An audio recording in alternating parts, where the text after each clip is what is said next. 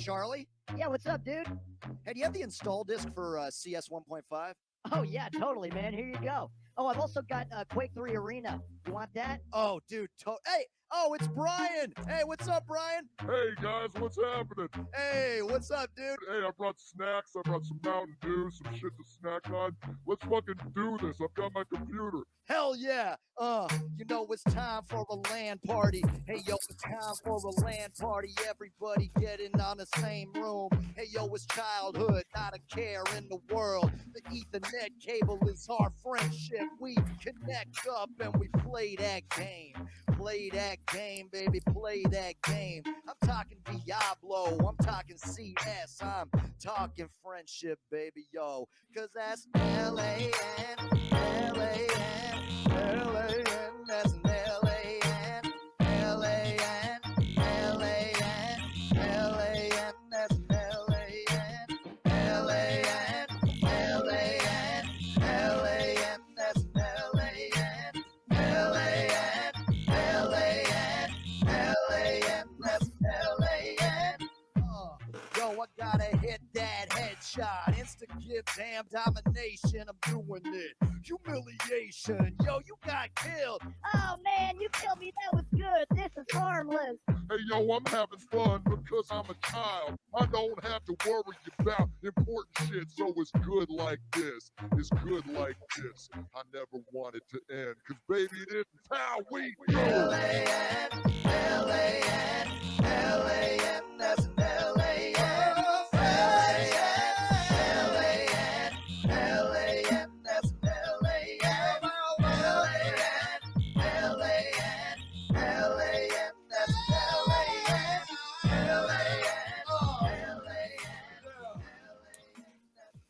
Cobra Commander here on Me, Myself, and I. As you wait patiently for this magnificent show to begin, your orders are as followed. You must share this show. The more people know about Me, Myself, and I, the more we will be able to control the masses. Share this show with your friends. Share this show with your family. Share this show with your obnoxious, distasteful, repugnant, disgusting, cowardly enemies. Don't be a fool. Share this show immediately. We will conquer those likes and views. This is your duty. This is your allegiance. This is your show. Cobra! I'm just glad he's paying me because Mike is just an Rolling. What? Hey, ladies and gentlemen, boys and girls, kids of all ages, it's time for your weekly Fix the Funny. Can I get another one of these? I'm gonna need this. I'm about to do this shit. So I'm okay, I swallowed it. So grab a cocktail, take those pants off, and treat yourself to the sexy bald man that makes you tingle in your special place. Woo! I'm drunk! Got my mind on my money, my money on my mind, bitch! I'm house announcer Chet Jackson, and it's time for the Me, Myself, and I show with Mike Buncourt! Are we done? Yes. Me, myself, and I. It's me, myself, and I. Hello. Wait. Where is it? Where's the Irish whistle? My kids stole it from me still. They won't give it back. They will not give me back my Irish whistle. They're like, Dad, that's too loud. You need to be softer at 8 o'clock at night. It's a Thursday night, Father. Well, guess what? Look what I found. Yeah. Too obnoxious. I don't have rhythm. It's too obnoxious. I don't want to do that. Hello, and welcome to another exciting episode of Me, Myself, and I, episode 151. 151 episodes right here, right now, in front of you on Thursday. Happy Friday Eve, ladies and gentlemen. You made it through another week. Yes. Oh, we already got another comment. Let's see. What does Chris Laird said? Chris Laird says, hashtag buy Mike a whistle. No, it's pray for my daughters, because if they don't give me back my whistle, they're going to have a lot of chores starting tomorrow. So pray for them. Make sure they better bring it back. Okay. So I'm just saying, it's Thursday. I want to have fun. I want to enjoy this. I look forward to Thursday, every Thursday, because this is a fun podcast. And I know it's been tough during the pandemic. I hope everyone's getting their vaccines. Huh? I'm vaccinated. I'm getting back. I got my first shot yesterday. Yep. Pfizer uppercut. There you go. Yeah. So that means, I'll be seeing live people soon. And I can't wait. It's going to be fun. I cannot wait. But we have a very exciting episode tonight, ladies and gentlemen, before we start doing live stuff again. All the way from, I've known this guy for many years. He's been on the World Series of Comedy. He's performed at the Edinburgh Comedy Festival, nationally touring headliner. Mr. DJ Sandhu is here. He's chilling, waiting for us right now. And I can't wait. Can't wait to have him. And I can't wait for him to perform live in person again, as well as everyone else. And besides, make sure tax day, ladies and gentlemen, you know what? That joke didn't work. I just had a tax day joke, and I realized it got extended to the 17th. So that means my joke just completely sucked before I even tried it. I just realized it, and it doesn't matter because it's live and no one gives a shit. So let's just keep this baby going, ladies and gentlemen, here on Me, Myself, and I. Okay, let's just go. In May, I'll do the tax joke. How's that? You happy now? All right. Let's bring up. He is back, ladies and gentlemen, and I can't fathom how much I missed him. He's been gone for 2 weeks, and he's here right now. The return of Dustin Wood, and he's here with his segment called Dustin's Thoughts. No. Dustin's Thoughts. Dustin.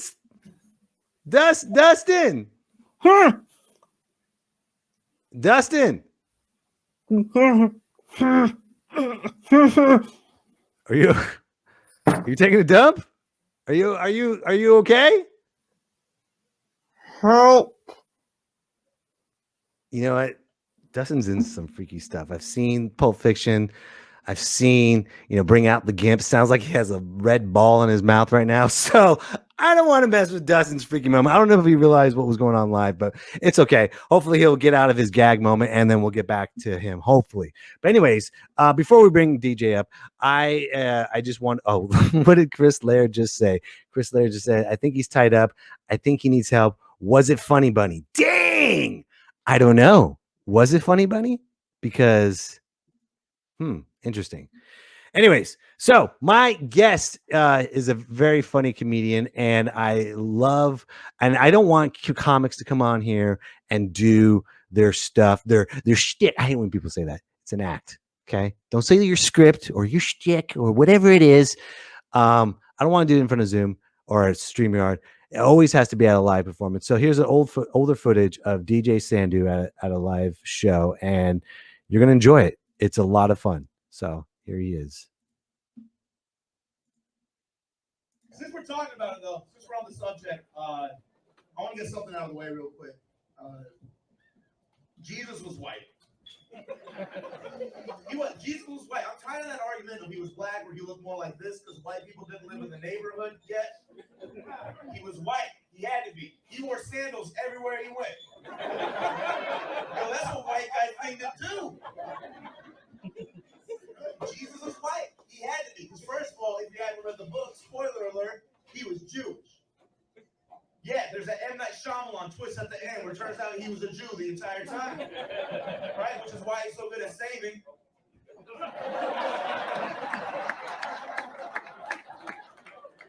You're all going to hell for laughing at that. Was the worst thing.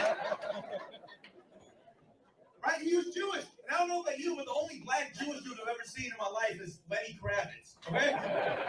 But you see a lot of brothers walking around like, shalom. It's not a thing. It doesn't happen. Okay? Also, if you've ever been to church, at a certain point, they pass out the body of Christ. right? They pass out the body of Christ. I'm not sure if you guys have noticed, but it's crackers.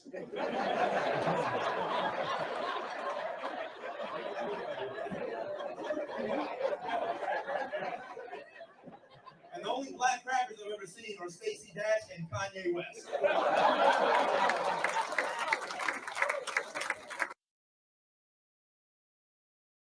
So funny. You got to enjoy him. All right, ladies and gentlemen, are you ready? Emma Mikers, are you ready? Okay, you've seen him on I'm sorry. Hold on. I think I got a flashlight from somebody. Dustin, are you there? Oh, God damn it. Anyways. All right, ladies and gentlemen, let's get back to our wonderful guest. He was one of the finalists at the World Series of Comedy. He performed at Edinburgh Comedy Festival. He's a national touring headliner. Ladies and gentlemen, put your hands together and make him feel welcome for DJ Sandhu.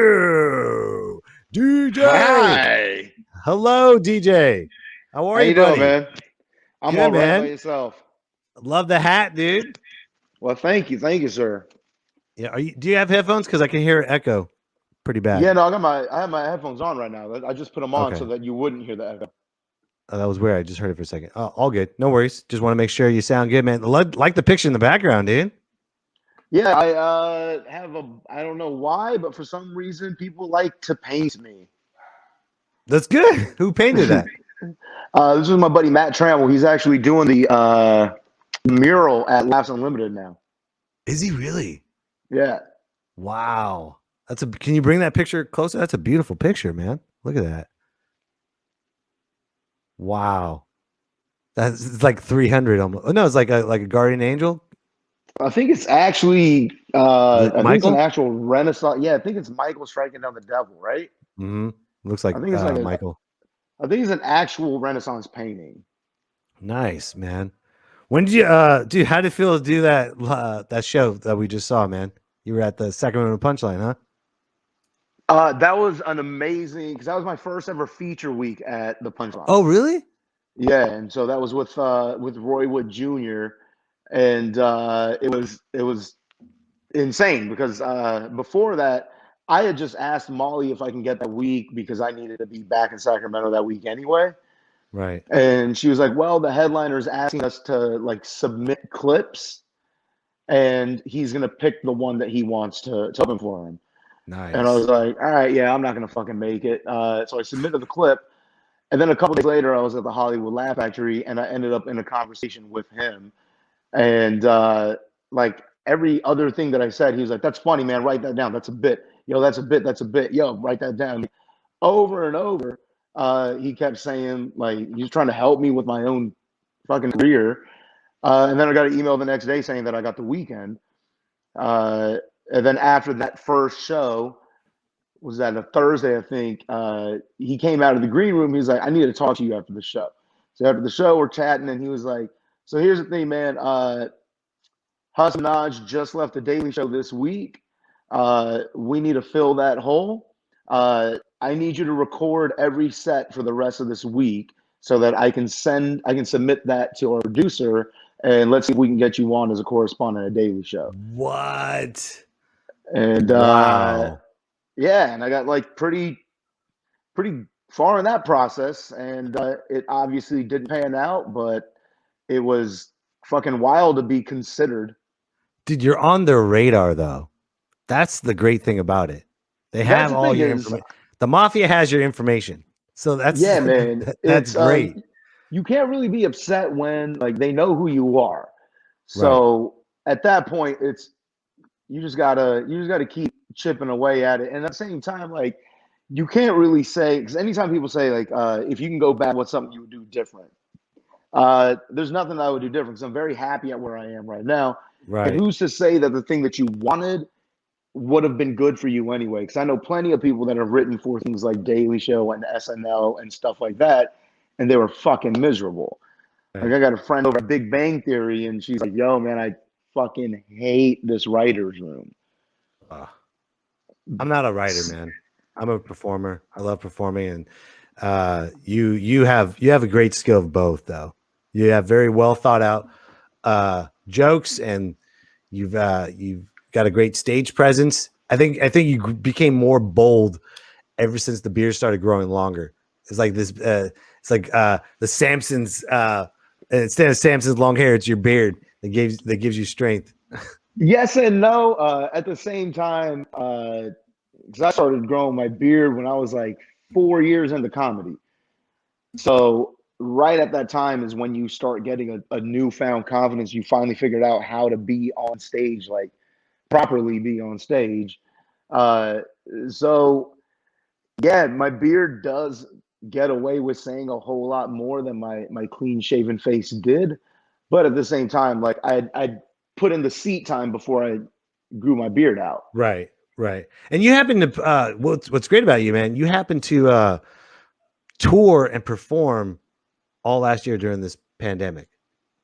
Yeah, I've still been on the road since July. Wow. How was that?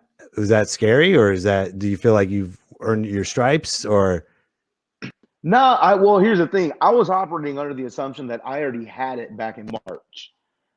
Okay. Because like I'd gotten sick. It was a few days, and I lost my sense of smell, and that wasn't something that I'd ever had before. So I was like, oh, yeah, I had COVID then. So I was just like, all right, I'm still gonna be reasonably cautious because there was no testing available in March. So I was still being relatively careful, and I was still getting tested all the time. But then I ended up actually getting it in November. Wow. What was it And like then to perform at because during the summer everyone's antsy. Corona was at its peak, and people were just frustrated. So what was it like performing stand-up during that time? It was phenomenal because the audience members didn't realize how much they took this for granted until they couldn't have it anymore. And so the audience was police itself. Like, nice. Security didn't have to walk around. I didn't have to point anybody out. I was worried that everybody's going to forget how to be in public. And everybody's been pouring drinks at their own house, so they're going to be complaining about what the bartender pours. Like, I thought it was going to be a nightmare. But what ended up happening was people were like, anytime somebody would talk, another audience member would be like, shh, because they haven't been out of the house in like 3 months. And they're like, you are not going to ruin my first. Yeah, no kidding, man. No kidding. And so every written joke just went off so automatic because everybody was paying attention and dialed in, and they were trying to get what they came for instead of trying to derail the show at all. Were you afraid though to perform unvaccinated and during this pandemic? Not really. I'm not really one of the target groups that's going to be hurting. So no, I meant not like by hurting by that. I meant like just out there being during the pandemic. No, because I haven't been scared of COVID at all. Like, I understand if, like, I don't want to give it to anybody else, but if I get it, I'm really not that upset about it. I don't have a job. All I do is comedy. So if I get sick, I can sit on the sofa for 2 weeks in quarantine and be totally fine. I can order everything on delivery. Like, when I did get COVID, this girl I'm dating, my girlfriend, she sent. You gotta have the titles. I don't know correct. why. I don't know. It's the proper titles, man. Trust me. Fucking millennials have ruined everything. I don't know what anything's called anymore. I don't want anybody to be like, he thinks he owns her, and like I don't need that. But there's certain hierarchy titles that you got to give out, though. There's the girl that you're dating, the girlfriend, and then they work their way up if they go up in levels. Yeah, so she sent me like $200 worth of groceries off of like Amazon or whatever, and it was all like organic, vegetable, like no dairy, no meat, so nothing that would like cause inflammation. So I just sat in here. I built this thing. I don't know. Can I flip this? Yeah, go ahead. Turn around. How do I? Hold on. We got a quick information right now. I think Dustin's back. Hello, Dustin. Hey, what's going on, guys? I'm sorry about that. I seem to have been taken. I can't really tell where I'm at. I'm safe. It smells like soup. It might be Olive Garden. But are you fine. okay? Yeah, no, I'm fine. They've left exercise equipment and nourishment. I think I'm gonna be okay. So they gave you a screen and a flashlight. Oh yeah, I get an hour of flashlight time, and I get an hour of internet time. I've been using the flashlight to know what corner I'm sitting in, but I decided to save them both for today. So since you were kidnapped, you're perfectly placed behind the door.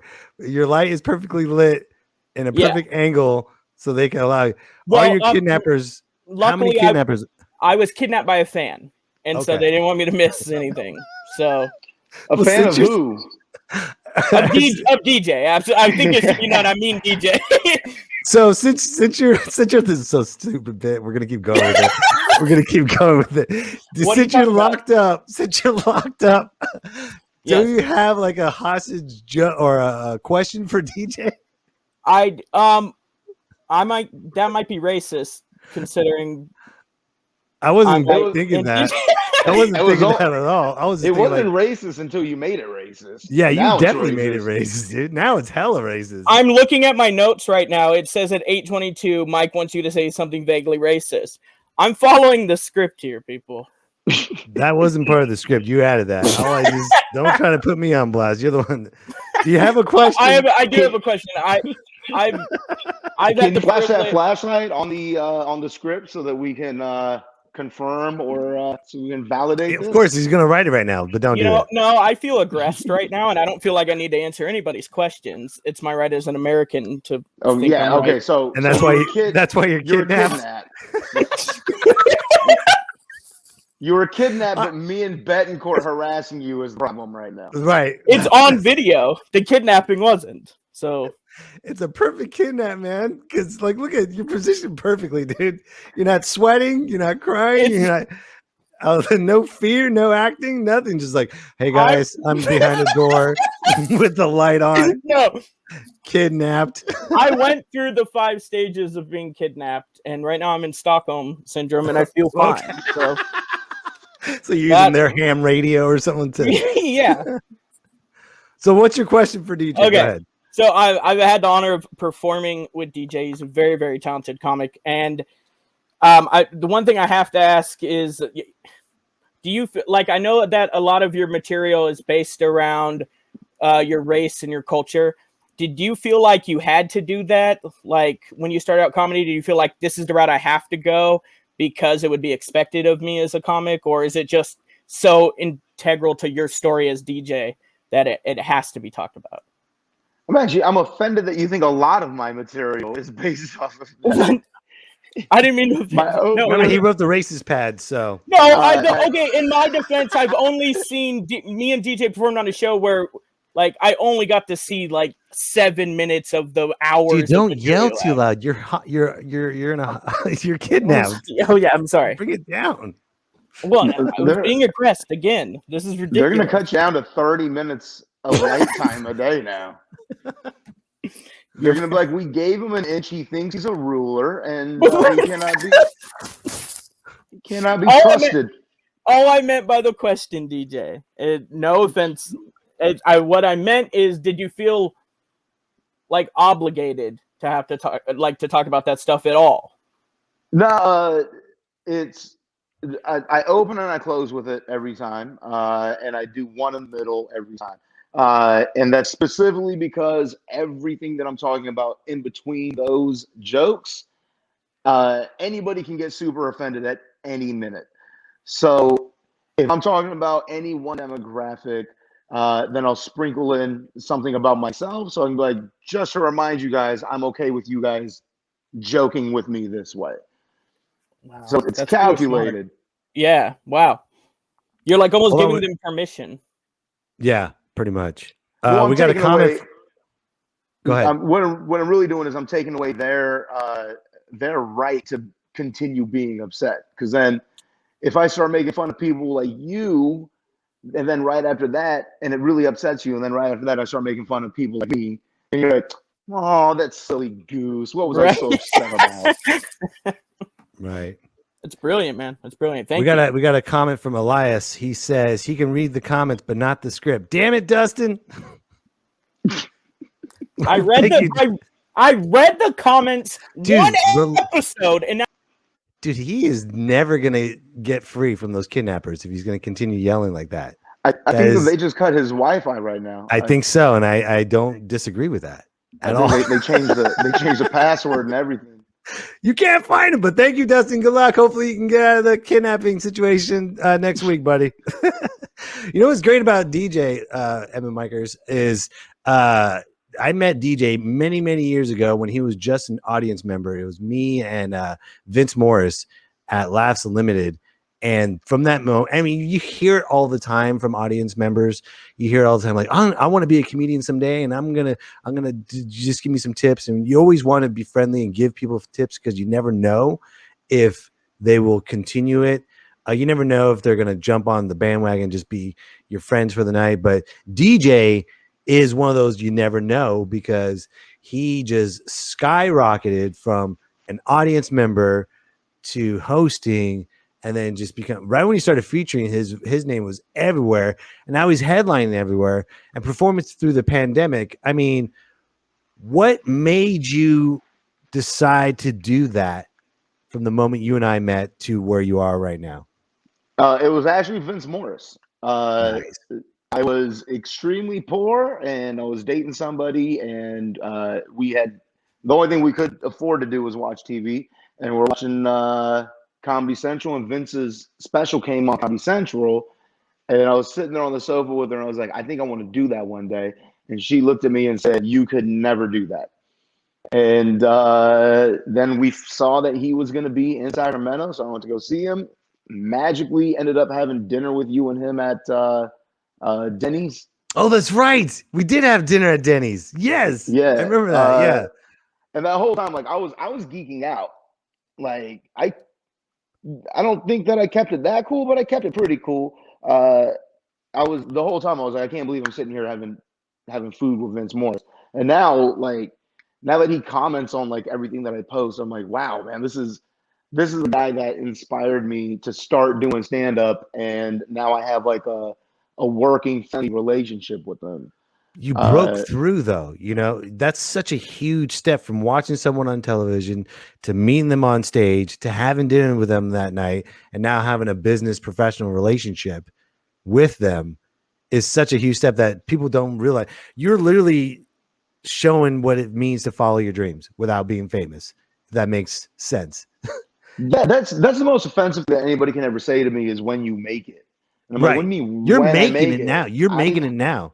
I haven't had a job in 3 years. I've fucking made it. Just because I'm not selling out arenas doesn't mean I haven't made it. Like no one's going over to somebody who went to school to be an accountant and then got a job as an accountant and was like, hey, when you make it, it's like, what the fuck do you mean? I've accomplished my goals. This has been paying my bills for 3 years, and this and unemployment for the last year. But before that, if we didn't have to shut down, I'd be fine. Dude, that's so great, man. That's the original American dream, is to follow your dream and just. What did you have any derails as you were accomplishing where you're at right now? I mean, there's a couple of clubs that I'm not welcome back at, and a few rooms that don't care to answer my emails anymore. But otherwise, like for every one of those, there's 5 other rooms that I pick up every couple months. So it's necessary. Like these rooms need to cycle out the people who are not right for their room. 'Cause I'm gonna keep taking the gig. Like I want to pay my bills, so I'm gonna keep taking. If you keep offering it, I'm gonna keep taking it. But it's good when they realize that I'm not good for their market. Like Naples, Florida is never going to have me back. I also walked out on them because they were pieces of shit. But I mean, they probably kidnapped Dustin. Yeah, for real. But yeah, they're not going to have me back, and that's fine. I'm not right for their demographic, and I want that room to stay alive. So the people who are working there aren't taking the rooms that I'm working. Mm-hmm. Like everybody's got their own place in this. Some people belong at corporates. Some people belong at Laughs Unlimited. Some people belong in colleges. Like some people belong on cruises. Not the same path for everybody. What is your path? I think that I'm fairly versatile. I can do. I was just starting to get booked for cruises right before everything shut down.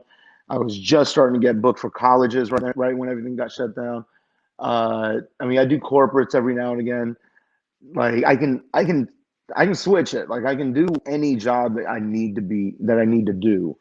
But I prefer to be in clubs. Dude, there's something magical about the comedy club. It gives you that title that you're the comedian. I know you can do a stage anytime, any place, anywhere, but comedy clubs in general, it has that feel. Well, it's the perfect setup for it because Right. everybody who's coming here is coming here because they know it's going to happen here. They might not know who I am. Like nobody's showing up. I'm not delusional. I know that I'm not worth shit. Nobody's showing up. Like if a club sells out, it's because the club is very good at promoting itself. Not because everybody's like, oh my God, DJ Sandhu's finally in town. This is our one chance to see. I know that that's not the case. But I don't know, man. You have some. You're pretty modest, man, because you have some fans that love you, and your fans, they step up for you, man. They protect you. So don't say that they don't, because they love you, man. I don't even think I'm at the level where I can call them fans. Like I have friends. Like these people. Anytime I go, Cool. like I'm on my way to Chattanooga in a couple of weeks, and I already have lunch plans with like 7 different people. Like these people take care of me every time I come back to anytime I go back to Oklahoma City. Like I have the same crew of people that are in my DM or text me and saying like, "Hey, we've got like this birthday party," or "We're gonna go get dinner at this spot." Like they take care of me very well. So it's weird to call them fans because like I feel like I have more of an intimate relationship with them than That's just great. them paying my bills. That's great, man. But when a crowd goes to a comedy club, they know what's going to happen and they're slightly familiar with the culture behind it. Versus when you're doing a corporate, like, yeah, some of the people are fans of comedy, but also Deborah from HR is here and she's never laughed at a joke in her fucking life. And these people are not going to get the pop culture references. Like, they don't know the drama between Kim and Kanye West. Like, they're not part of pop culture. They like knitting and shit, like fucking they have their own hobbies that don't intersect with my career. Same with colleges. Like they are very open to it, but they haven't been to comedy clubs, so they don't know how this goes. You don't know what's going to offend them because they come from all different places. Like yeah, make a joke about I'll do a Mormon joke, which will be perfectly fine in a comedy club because if there is a Mormon person there, they're not going to take it very personal. But if I do that same joke at a college, I don't know. I mean, these kids just turned 18 and You know what? College, I don't understand that. I don't understand. I really don't understand the sugarcoat and the protection of college from words. I really don't understand that. College is supposed to be the landmark where you're supposed to witness the real world. So how is comedy? Yes and no. I think it's dramatically overstated about how soft they are. Because the same people who are like, oh my God, you can't say anything around these Right. college kids, blah, blah, blah. Say Black Lives Matter around them and watch how fucking quick their butthole tenses up. You can't, there's tons of shit that you can't say to conservative people. There's so many things that I can't say at a retirement home. College kids don't care if I say fuck, but if I go to a cruise ship Right. and I open with an abortion joke, we have a problem. Right. So everybody that complains about how soft college students are, 1, doesn't spend any time with college students, and 2, is far more fragile. I don't think it's any the of these college kids students. are. I don't think it's the college students. I think it's the rules of the college that makes them think they're soft. And I don't think it's the college students at all. I think it's just the rules of so many rules that they don't want to offend. I'm like, what's the purpose of comedy? That's who's making the rules. That's what I meant. The ones that are making the rules. The age group that's saying that college kids are offended by everything. Like and for the most part, like these admins they're not liberal people. They want their tax cuts. They get paid a shit ton. So like they're in high society, man. These are Mar-a-Lago people. Like they're not That's true. They are That's not so true. politically or socially in agreement with any of the people that are going to their campus in any regard.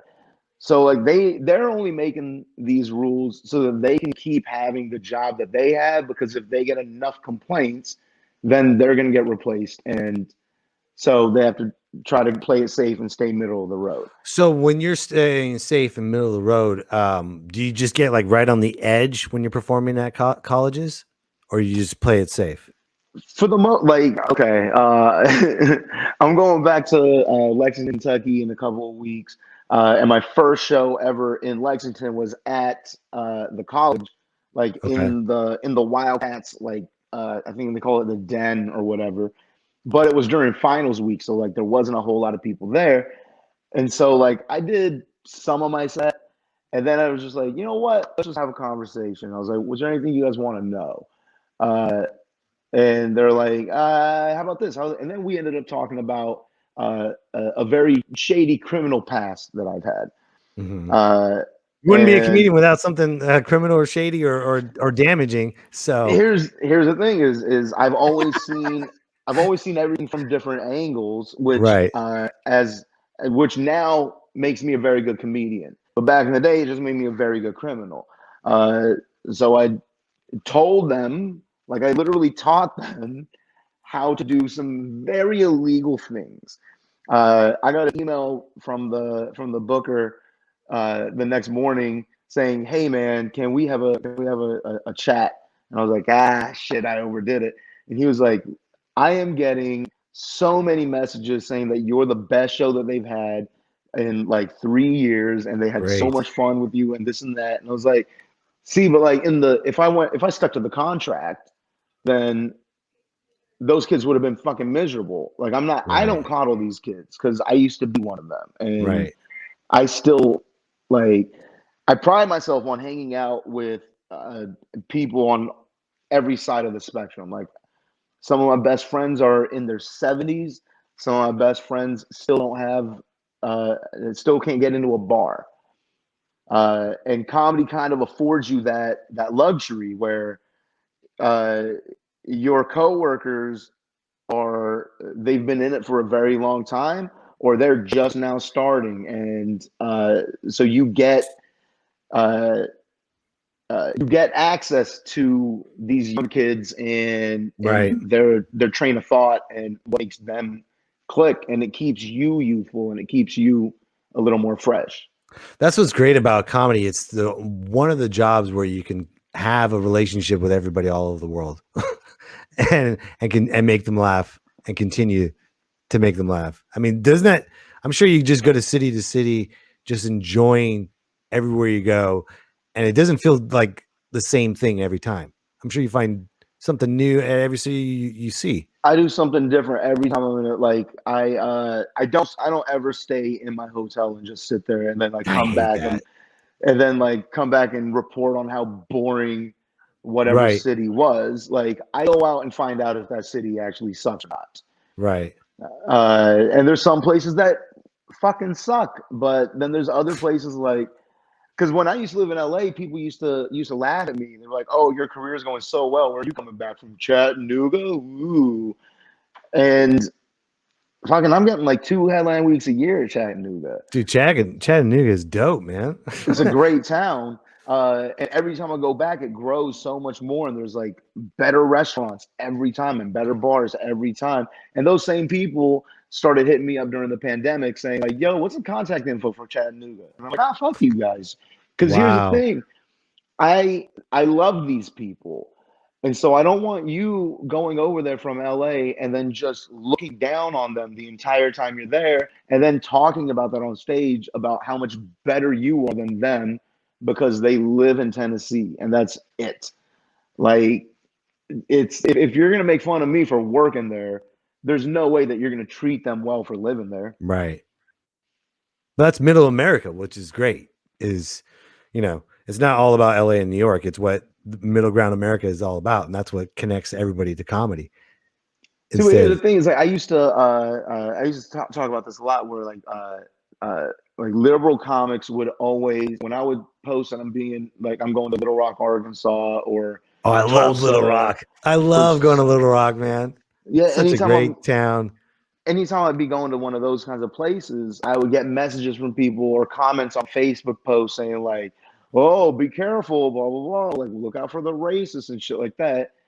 And then I would get there and I didn't meet any racists. Instead, I got people inviting me over to their house because they know that I don't get home cooked meals very often, which really happened in Oklahoma City. This big old dude with a Trump hat and suspenders and everything, like, came out, bought our merch, was like, yeah, and also my wife's making her famous brisket tomorrow. If you want, we'll come pick you up, put some food in your belly, and get you back to the showroom right before it's go time for you. Like, I get that. That sounds like every beginning to every single horror film, but you said, fuck it, I'm just going to go anyways. Oh, I'll go. I'll fucking go. Because here's, like, I have suicidal depression. So, like, if you're going to kill me, like, like, you're doing a lot of my work for me. You're like, thanks, buddy. Appreciate it. I'm going to go out as a legend. Right. No comedian has ever been killed for what they're saying. Like, I'll be the first. Like, now I'm automatically in the Mount Rushmore.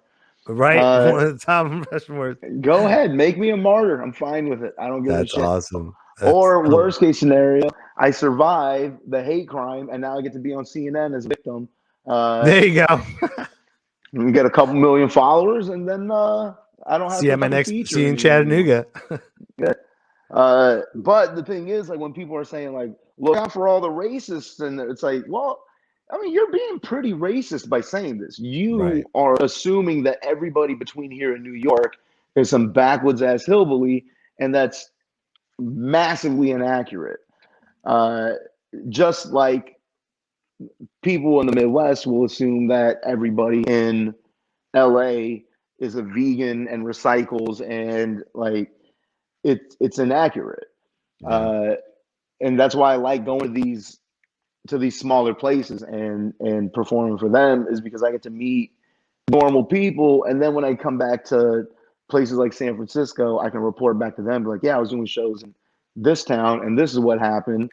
And it's usually a positive story. Small towns are great, man. They truly value and love comedy so much. It's precious. It's very precious. They don't care who you are. They don't care what you are, as long as what you are is funny. Right. But what's your favorite thing about performing in the pandemic that's different before performing pre-COVID? The way that crowds appreciate it more now. They used to talk through shows before, and they don't do that anymore. The way that they're treating the wait staff, like I'm not seeing these jerks coming out and stiffing the waitress anymore. I hate that. Like I'm not, because I talk to the wait staff. Like, that's my best friends in every city, is like the girls that are working the club. And I always talk to them after a show saying like, how we do on drinks on that one. And I coordinate a drink push with them so that I get a light before I get my time light. I get a last call for alcohol light, and then I'll order shots to the stage so that everybody else does one last round with me, and then everybody gets paid a little bit more. That's awesome. That's great.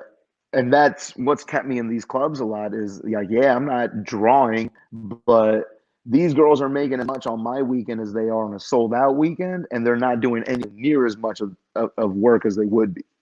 Right. We got, holy smokes. Drake Comic says, what's up, DJ? He loves you. Do you know who Drake Comic is? What, Drake Nelson? No, not Drake Nelson. Drake Comic. He used to be Drake Nelson, but now he's just known as Drake Comic. Mr. Drake. Hold on, Drake. Hold on, I got something for Drake. Drake, if you're listening, I'm going to give you the link, man, so you can say hi to DJ Sandhu.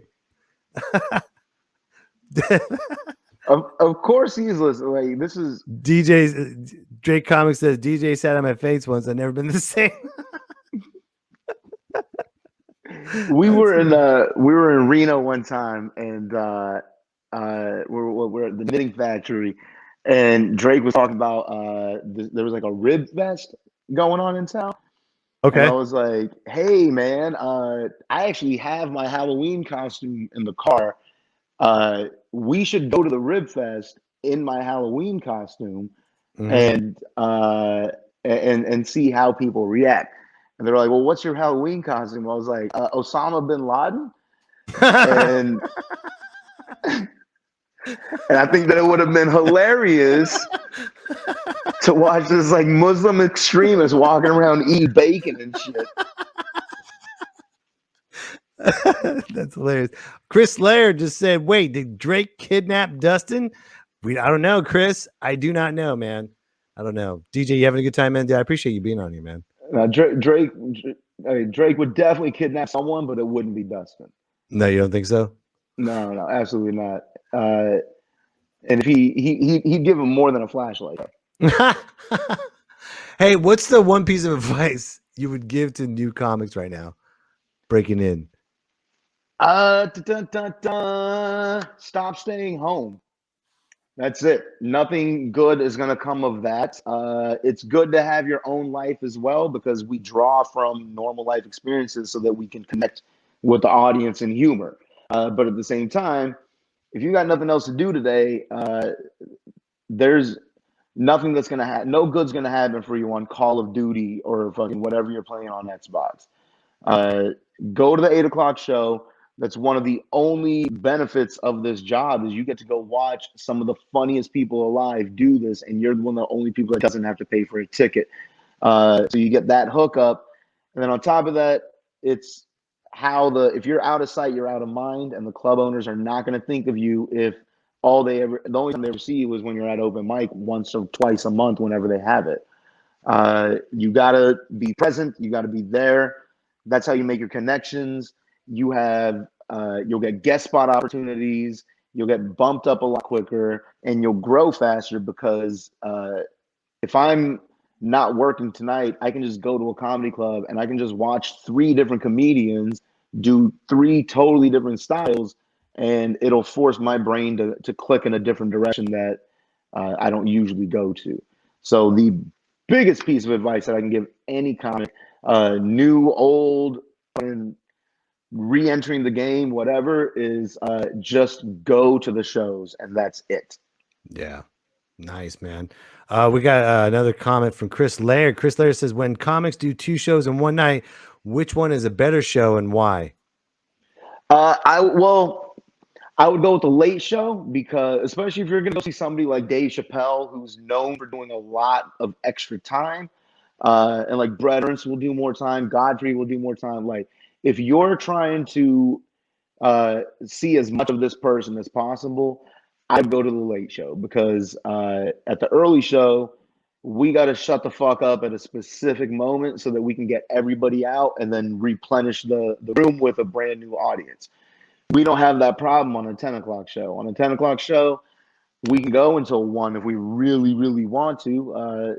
It's going to be painful, but but if you don't want to do anything else and you just want to see, like, I took somebody on a first date to see Chappelle back in Punchline, and he went until like 3:45 in the morning. Wow. And we were just chilling there, just watching him. And it was mediocre, I'll be completely honest, but we got to see him for a very, very, very long time. And when you're going to see these celebrities, you're going for the story. So that's like I went and saw, like, you still talk to people who are like, oh, I saw Grateful Dead when they did blah, blah, blah, blah, blah, blah. And like, it's you had to be there kind of a moment. So I would always go to the late show, because then after that, I'm going to go out and get drinks as well. So if you're trying to hang out, you can be like, hey, you probably don't know much about this city, so we're going to go to this karaoke bar or this pool joint or this gay club or whatever, and we're going to go have the time of our lives. If you want to join, hop in with us. So if you're at the early show, you're not going to end up hanging out with a comedian ever. Yeah. Holy smokes, it's Drake Comic, ladies and gentlemen. That is crazy that you said that, DJ, because that's actually where I met DJ Sandhu, was at a gay pool hall. And we were playing pocket pool together. The best partner I've ever had playing pocket pool. Boom! What's up, DJ? Good to see you, brother. How you doing, baby? Former guest Drake Comic had to be on the show to say hello to DJ Sandhu. Let me ask you something, Drake. What did you do to Dustin? Look where he's at. Look what you did. It looks like he's right behind you. Wow. I mean, did he get kidnapped? Jesus. It looks like he's right behind in your garage. That is crazy. That is a weird setup. So, dude, isn't that obvious? I'm in a garage. No, it's not. No, it's not. You got any wild stories to share with us, Drake, about DJ? Any fun stories? He is right. He tried to take me to this, like, the most white trash event of Nevada, dressed as Osama bin Laden. And this is Nevada, so white trash is up there. Yeah, like, people don't realize like how Republican conservative Nevada is. Like when Dennis Hoff died, he was running for office, right? And he won the election. Like in Nevada, they would rather vote for a dead Republican than an alive Democrat. You know, that's how conservative it is. Yeah. And he wanted to walk down the Capitol, pretty much the capital of the most conservative country state in the West Coast, as Osama bin Laden. We should have just done it. You know what? Next time, I want to see footage of both you guys doing that. Well, Drake, thanks for popping in. I'll be your bodyguard, DJ. I just wanted to say what's up. Have a lot of respect for you, brother, and I'm glad you're out there doing your thing, man, making people laugh, brother. Bro, when are you coming down to Vegas? Oh man, I have like 3 or 4 people telling me the same thing. Come on down, because like some of you guys know, I do some video production on the side, and not just my OnlyFans. I have like other things that I like to film and produce. So a lot of people are like, "Hey man, we got some video ideas." So it's in the cards. I'm thinking about it. Come on down. I live on Fremont. Oh, nice. I used to get my crack down there. So holy crap, we got everybody coming up. Chelsea Bierce, former guest, saying what's up to DJ Sandhu here on Me, Myself, and I. It's like everybody's saying hello right now. Hello, Chelsea. Drake, any last words of wisdom? Anything outrageous? Wash your crotch. Perfect. Thank you, sir. Appreciate it very much. Oh man, we are almost out of time, ladies and gentlemen. But before we go, we got Dusty sent us a comment. As coordinates says, coordinates to my locations. Captors let me in. Our comment: 386 degrees, 48 latitude, north degrees. Oh my God. I hope this bit works. It was last minute bit. Let's just keep it going. Drake Nelson says, much love. So right on, DJ. Thank you for your time, brother.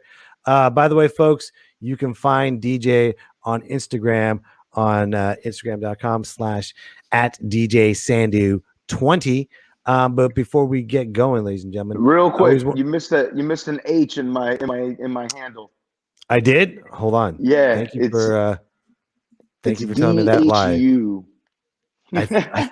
I had it on the. You got it right on my my phone. Thank you for correcting me live, though. I appreciate that. That's always. I mean, this is gonna be live. Well, now you're missing the U. What? now I forget the U. There you go. How's that? Hold on. DJ S-A-N. Wait. Where'd it go? Where'd it go? I think I messed it up. Hold on. Is that better? Is that better? I fucking W. Hold on. Let me correct it again. How about this one? There we go. No. All right. It's not coming up. There we go. How about this one? I don't like how much you're smiling right now. It's stupid. Bearded man. What the fuck? I am not good today with my jokes. Fuck it. Who cares? Just follow DJ, ladies and gentlemen. That's all I'm asking. Just follow DJ today, tomorrow, and forever. Be his friend. Chelsea says, wow, Mike. You know what? It's a pandemic. That's all I got to say. We're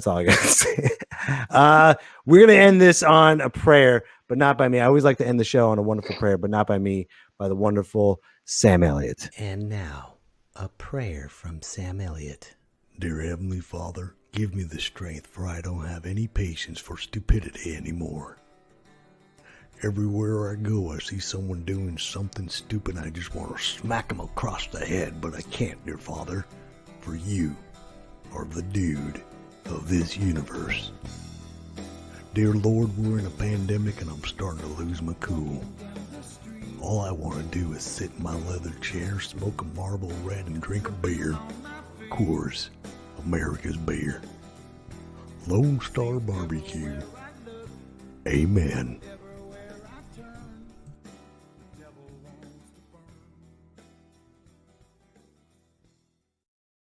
All right, ladies and gentlemen, make sure you follow. If you follow, oh, hold on, is Dustin back? Dustin, are you back?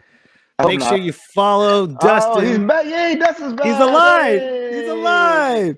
DJ, make sure you I follow. heard that. That's messed up. Make sure you follow Dustin on Instagram at Adorkable Dustin Wood. Thank you, Dustin, for being here. I appreciate it. One more time for DJ Sandhu. Just follow DJ. If he's that's all you gotta do. Just follow DJ. I'll have his links and everything provided. And if you guys just tuned in, make sure you check the rebroadcast on youtube.com/Mike B Comedy. DJ, thank you again very much for being here. I really appreciate it. And congratulations on all your success, man. You put in the work, my friend. Thank you, man. I appreciate it. Yeah, man. And hopefully we'll see you soon. You take care. All right, baby. All right, man. Bye. Me, myself, and I. It's me, that myself, was a and great I. show. And I'm so glad the Adorkable one is back. Not kidnapped. So follow Dustin on Instagram at It's me, myself, and Wood. I. Just follow DJ. Okay? Just DJ Sandhu. You can watch this again. I'm not going to put his name on here because he's going to correct me again. I don't want that. I don't care. And also, ladies and gentlemen, make sure you check out the rebroadcast on youtube.com/Mike B Comedy. Thank you, everyone, for being a part of the show. Thank you for everything.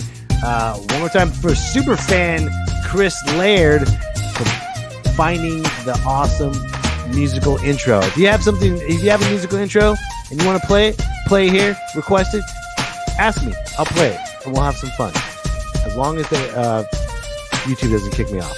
All right, everyone, you take care. Have a wonderful weekend. And I'm waiting for it to get to 60 minutes. Hold on. We're at 59:14, 59:16, 59:17. I'm just going to keep going. You're going to see my face right here.